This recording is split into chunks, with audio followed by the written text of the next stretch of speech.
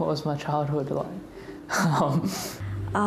Magical. I thought it was normal. Turns out it totally wasn't once I talked to people about it. I was actually a pretty happy child. Both my parents were prison guards, but they also never cared what I did, ever. I was an only child, so I had to just hang out by myself. I had headgear I had an underbite, so I had headgear that went like that on for probably 9 months, 10 months. People tell me, oh, you should have father issues, which I don't. I had a pretty good dad. I had a lot of friends in books.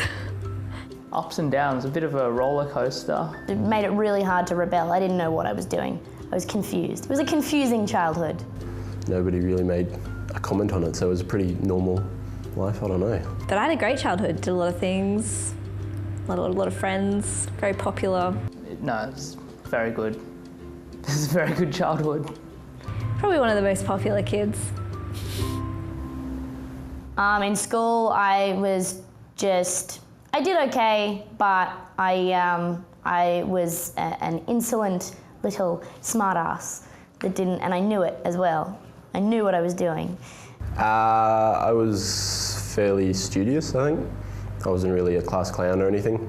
I finished school last year. I was it was a metamorphosis.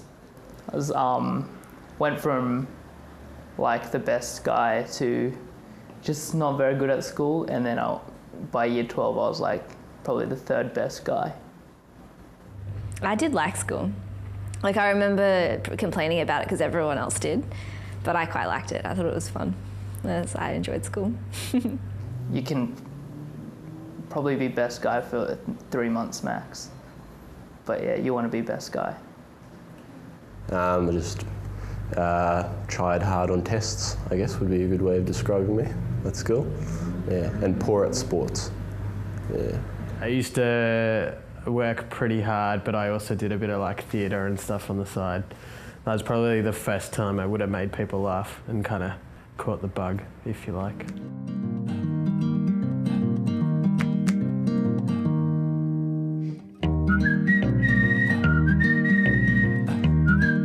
I thought my parents would be mad about me doing comedy because I dropped out of uni to come to Melbourne and do raw comedy, and they're like, yeah, it's great. Yeah, it's much better for you. It's suited. You weren't doing. You don't.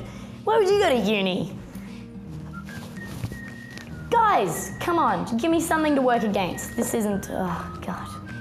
I guess I first considered being a comedian when I used to go watch a lot of comedy. That's how it started. I used to watch a lot of comedy, and then it just got to a point where I was in the audience trying to predict like what the punchline would be, and then I got to the point where I was in the audience and I was kind of just like, oh, I want to be able to do that. So it was just really jealousy more than anything else. That was the main driving factor.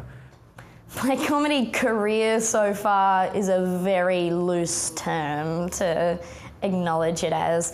It's been fun. I've liked it a lot, and also hated it every step of the way. But there you go. It's I've been doing it since I was 16, so I pretty much wrote off the first 3 years as rubbish, and I'm just getting into it now. So I'm starting comedy now. That's what I'm doing. I did raw comedy in 2010. I got special mention. Then I finished my degree and I went to live in Japan for 2 years. So I did comedy for 2 years, basically stopped, went to Japan for 2 years, and I came back last July and have just been doing comedy since then. Comedy in Brisbane is like quite difficult because everyone's just eating like their chicken schnitzel and they don't want a bar of it. Like they're just like, stop it.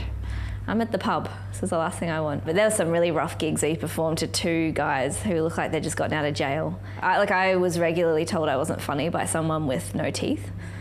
So. Raw was a really interesting experience. It's just like a whole day of stress and then for 5 minutes. But overall, good learning experience and fun. And yeah, it was good. Did a show with Becky Lucas called where dreams begin for the Sydney Fringe, and it was okay. Anyway, this girl had trust issues, and I felt uncomfortable. I didn't think there was much chemistry between us. But I'm a gentleman, so at the end of the night, I offered to drive her home. She refused. She insisted instead that she'd walk all the way home for 2 hours. That's when I realized, ladies and gentlemen, she didn't say she had trust issues. She said she had trusty shoes.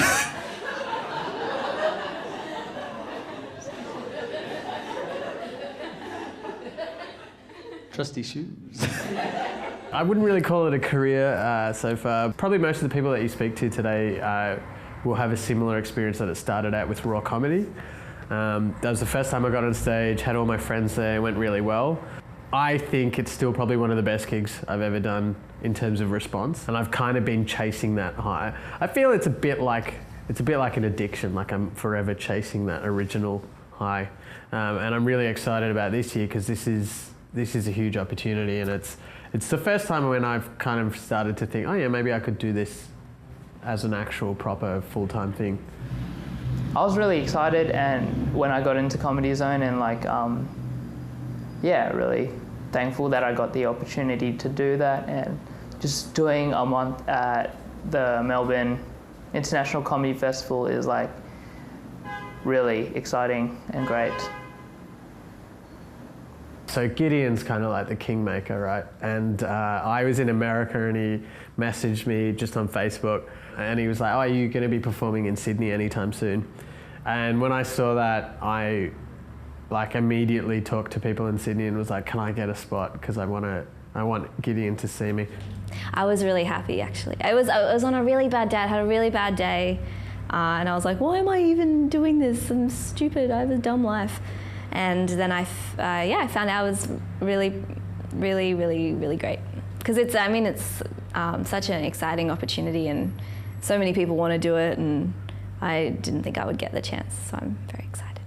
Oh, I was stoked, yeah. I was really happy because I know I have friends who've done it before, and I really like their comedy, and they said it was just a really good way to do a lot of shows back to back and get sort of hardcore training in. And you come out a stronger comedian. So I was excited about that. But basically, as soon as I got off the phone, I had to take my Ventolin out and just get some airflow back through.